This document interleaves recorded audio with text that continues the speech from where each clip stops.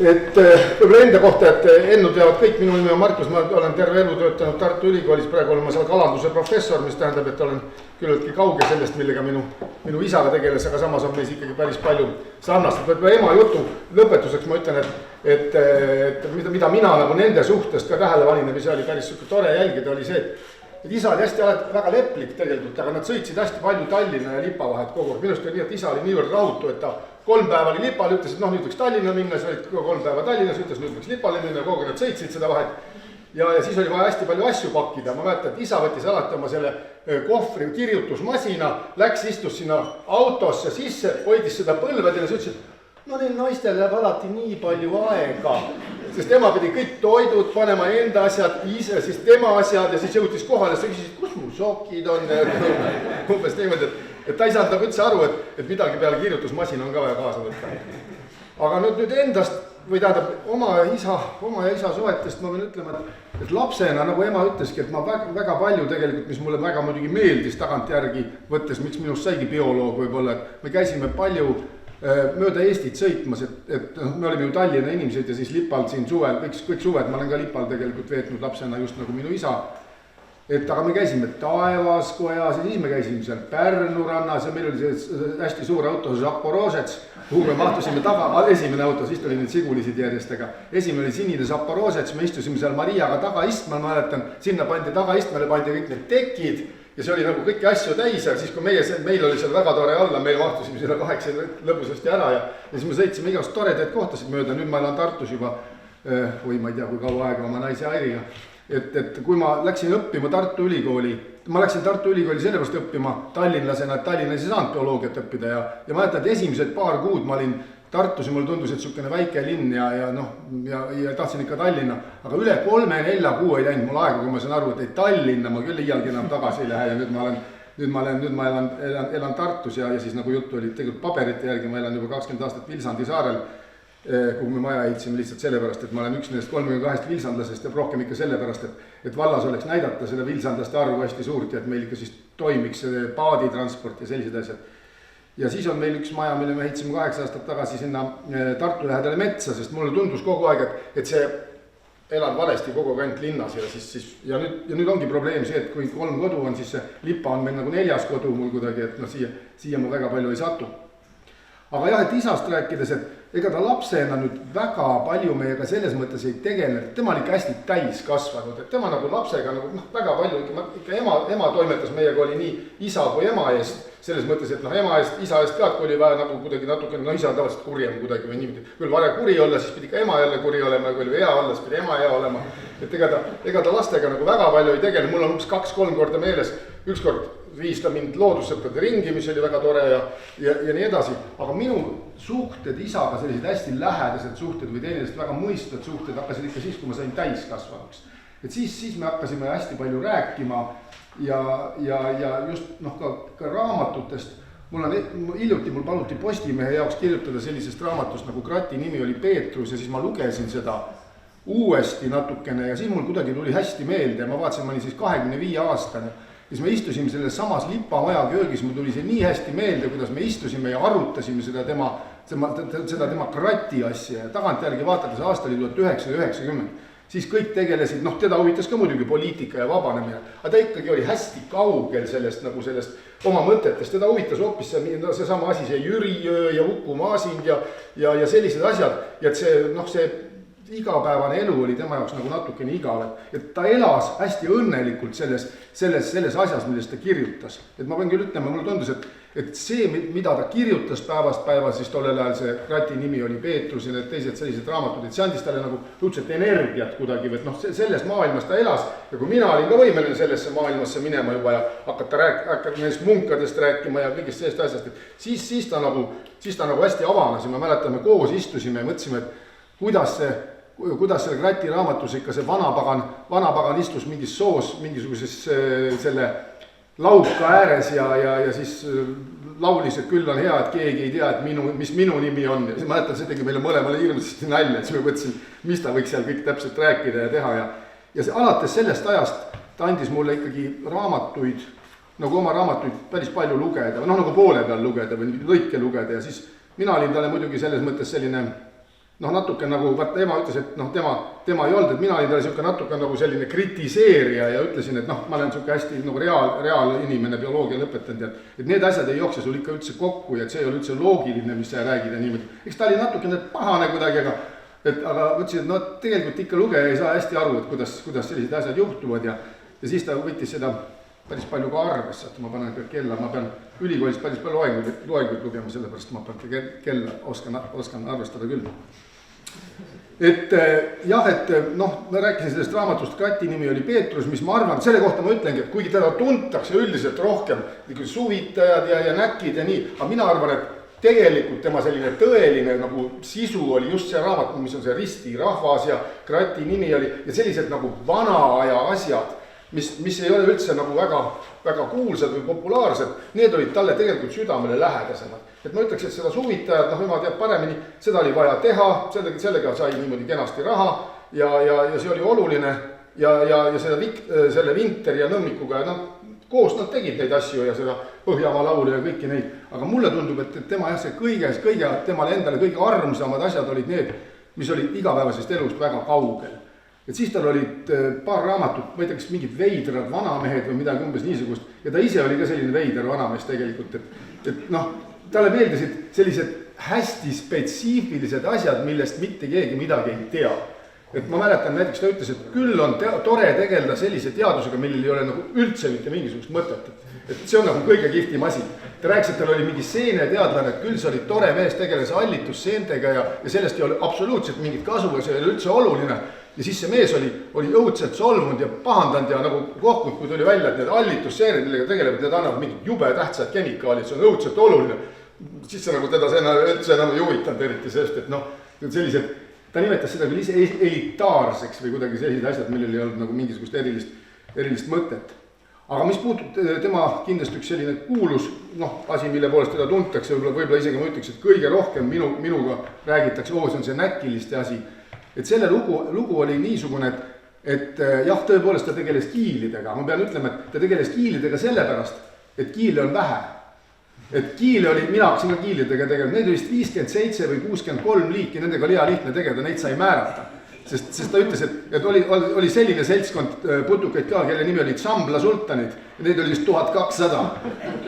Ja et nendega ei ole üldse mingit lootust tegeleda, et väga austas neid näiteks Hans Remme, kes suutsid tegeleda sellise rühmaga, kes on kõik millimeetri pikkused enam-vähem ühesugused ja keda on 1200. Ja siis talle meeldis, et üks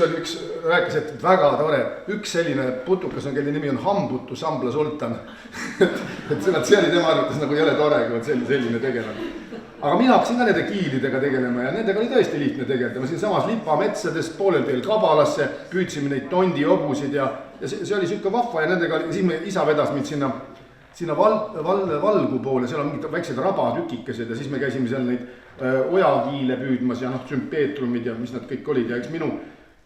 bioloogia huvi ka sai sellest alguse. Ja siis ma hakkasin huvi tundma lindude vastu, mida ma tunnen siiamaani, ma olen suur linnuhuviline ka, kuigi ma tegelen kaladega igapäevaselt, ja siis mul oli siuke asi nagu Eesti lindude välimääraja. Ja siis ta vaatas seda välimäärajat ja lappas seda, sealt ta sai selle idee, et tuleks kirjutada näkiliste välimääraja ja samamoodi, tähendab, seda kutsutakse teaduses dihotoomseks põhimõtteks, eks ju. Et kui sa võtad näiteks selle, noh, sul on see, ütleme siis putukas ja vaatad, et näiteks tiivad mustad, tiivad ei ole mustad, kui tiivad on mustad, lähed seda teed pidi, vaatad jalad lühikesed, jalad pikad, kui tiivad ei ole mustad, siis kas silmad on punased ja selline dihotoomne jaotussüsteem, et selle ta võttis selle näkiliste värimäära siis ka kasutusele, et noh, et mingisugune näkk, et kui tal on punased juuksed, siis ta läheb sinna ja kui ta heleda häälega laulab, siis ta läheb teise kohta ja see talle nagu meeles, lappas seda, väga tore asi. Ma panin endale ema ütles, et mina olen ka kaalud, eks, et mina ei ole selline, et ma ennem väga palju asju korda teen, et ma siin istudes panin peamised punktid kirja, milleks ma tahaks rääkida ja kogu mure ongi see, et see 20 minutit on ju väga lühike, et siin tuleb katsuda rääkida sellest kõige olulisemast, et pärast muidu ei mäleta, mis see kõige oluline, või noh, jääd midagi sellist olulist ütlemata, pärast mõtlen, et seda oleks taht rääkida. Et üks asi, mida ma võib-olla veel tahaks rääkida, et mina olen budist 10 aastat juba olnud, võib-olla rohkem, terve elu tegelikult, aga 10 aastat nagu teadlikult ja otsusekindlalt ja nii edasi. Ja tema oli kristlane. Ja siis me arutasime, tema oli nagu selline hingeline kristlane ja me arutasime neid asju päris palju kordi. Et mina teadlasena, ma ei saanud seda kristlust kuidagi omaks võtta, et noh, ma olen geneetikahariduselt, et noh, kuidas see Jeesus ikka sündis sellest, küsisin, kust ta selle Y-kromosoomi sai, eks ju, isalt on ju, et noh, me ju kõikides meestes on ju olemas naine, et meil on olemas, meestel on X ja Y-kromosoom, et noh, minust saaks teha nii-öelda naise, võtad ainult X-kromosoomi, paned teise X-kromosoomi juurde ja ongi naine valmis. Aga vaata, noh, mehest, tähendab naisest mehest ei saa nagu teha. Siis ta oli natukene ikka nagu pahane, et selliste küsimustega välja tuldi, aga minu jaoks olid need hästi olulised, et noh, teadlane nagu ei saa, noh, sa ei saa olla teadlane, et mingisuguse fakti, mis on täiesti ilmselgelt, paned kõrvale, mis me sellega tegeleme, et see polegi nii tähtis tegelema muuga. Ja siis me arutlesime selle üle, aga ma pean ütlema, et ta väga sai nagu budismist aru ja väga tegelikult see talle kõik nagu meeldis ja see haakus temaga. Ja võt see sama mees, üks ilusamaid asju, mis meile mõlemad meeldis, Uku Maasin ütles kord, et ma, või noh, kirjutas, mina ei mäleta temast, Evald Saagist ma mäletan päris palju, tema käis meil külas, aga Ukut ma muidugi ei mäleta, aga Uku kirjutas kord ilusasti, et mina tänan Jeesus Kristus selle eest, et mina olen mõistnud budismi. Et see oli see, nagu, millega ta pani ennast paika kui kristlase, aga ta samas nagu sai budismi mõttest aru. Ja siis me isaga arutasime neid asju, aga üks asi, millele tema kristlasena alati jäi kindlaks, ta ütles, et ei, et Jumalal on ikkagi see viimase sekkumise õigus olemas. Et ma ütlesin, et noh, et kõik asjad on ju selles mõttes karma tähendab, et kui ma tõstan selle asja üles, siis ta kukub alla, et see on nagu põhjuse ja tagajärje seadus, aga Iia ütles, et ei, et sellest tema ei tagane, et Jumalal on õigus ja võime teha imesid ja kui tema tahab imet teha, siis vaat see tõuseb siin taevasse ja teeb igasuguseid asju ja selles mõttes ma natukene noh, päris lõpuni ei suutnud uskuda, aga tema võttis sellest budistlikust õpetusest, ta võttis väga ilusasti omaks selle mõtte, et me arutasime kannatuse teemat. Ja temaga oli ju niimoodi, et tema hukkus õnnetult, ütleme ausalt, natukene purjus peaga, ma ei tea, see oli 10 aastat enne surma või 12 aastat enne surma, see oli ka mingi huvitav, see 12-aastane ring, et ta suri umbes samal ajal, päeva pealt, jah, kui ta 12 aastat enne seda oli napilt elama jäänud, ta oli üksinda kodus ja kukkus ja kaotas seal teadvuse ja pärast oli intensiivis vist, ma ei tea, 3 nädalat ja nii edasi. Ja pärast seda tema jalg valutas ülejäänud 12 aastat kuni surmani. Et ta võttis küll igasuguseid valuvaigisteid, igast asju ja mida me talle leidsime, ega see päris lõpuni ei aidanud.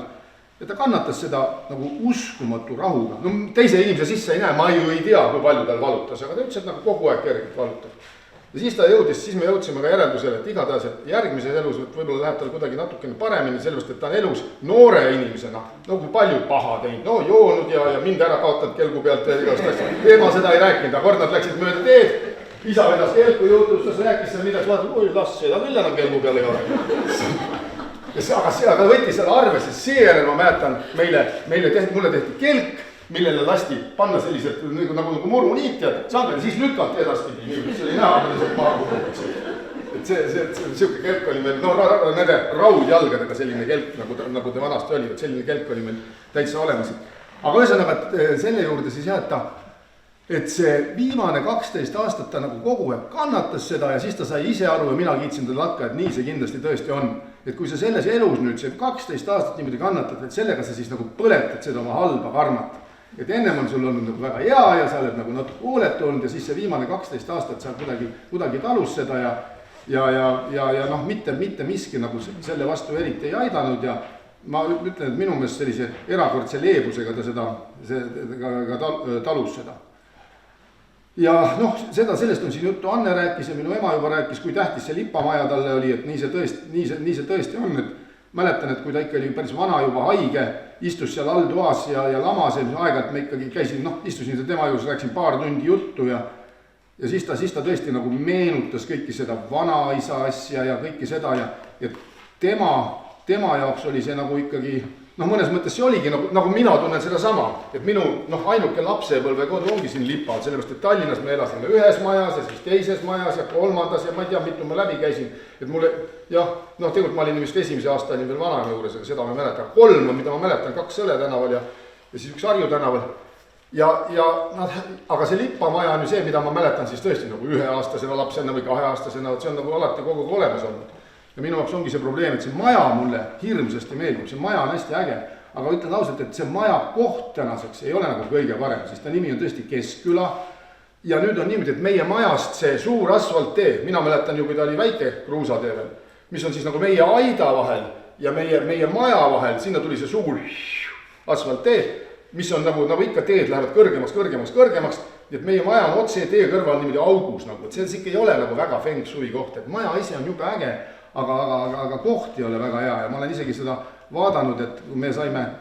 sellelt Raikküla farmerilt osta ühe tükikese juurde sinna, mis nagu sinna jääb kruusaaukude poole või siis Einu poole ja ma olengi mõtelnud, et äkki minu õetütar,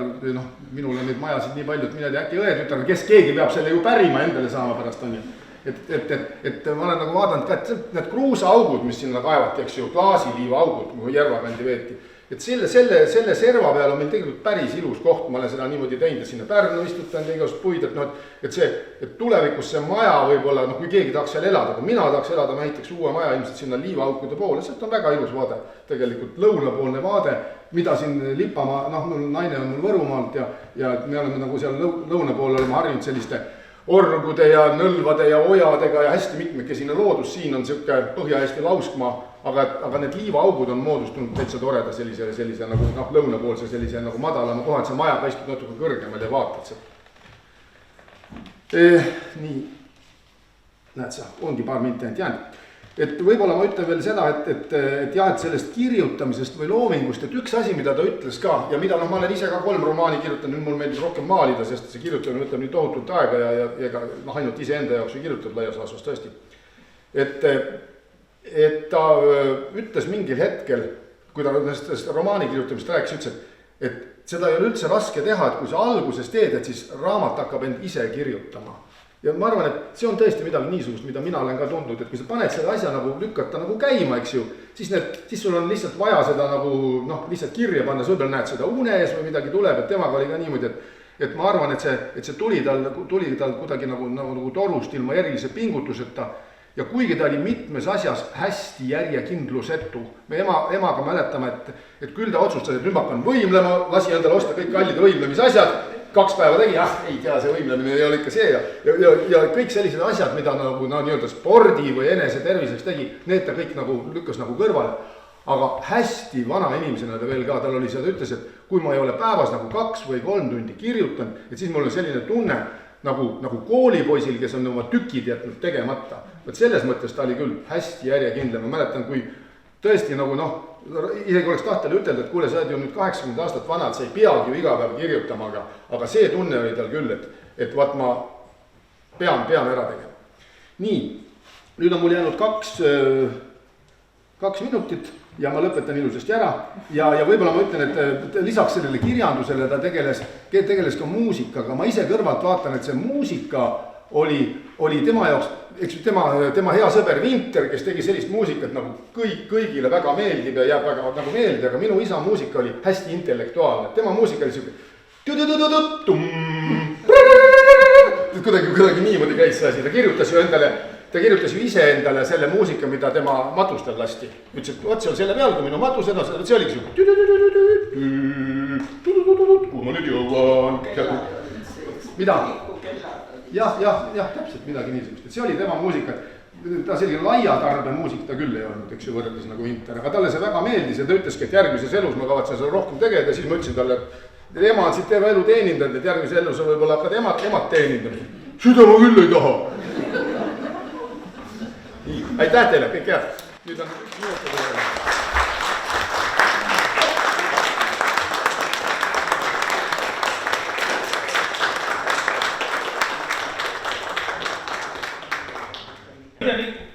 Ikka painavad see, et Vetemäe on luuletus märkliku leht, kus on kirjas, et Markusel kummist krokodil. Et räägi sellest kummist krokodilist ja mis tänaseks on saanud? Mis tänaseks on saanud, ei tea, aga see on täiesti olemas, see oli umbes üks nii pikk selline roheline krokodil, millel oli ütleme koosnes 10 osast, mis omavahel nagu liikusid. Et see krokodil oli meil ju täiesti olemas. Ma ei tea, vaata siin oli ka jutu sellest, mis meie majas kõik on olemas, kahjuks on nii, et meie majas, Lipa majas jõudki 2 korda tehti väga puhas müük 9 aastat, mööbel viidi ka suurelt osalt ära, millest on väga kahju tegelikult, et igast need vanad asjad, kõik nad kadusid. Meil oli siukene kingavarbi täis selle isa, tädi, Ella mehe, kes oli Eesti ajal üks suur tuletõrje ülemus, selle mingid ordenid, üks suur karbitäis mingid ordenid. Neid kõik kirjutati muidugi ära ja ma arvan, et see krokodill on ka võib-olla kadunud. Aga kuna sellest mulle meenutati, siis ma lapsena tean küll. Mina ei tea, kas see mulle meeldis või ei meeldinud, aga seda krokodilli ma mäletan.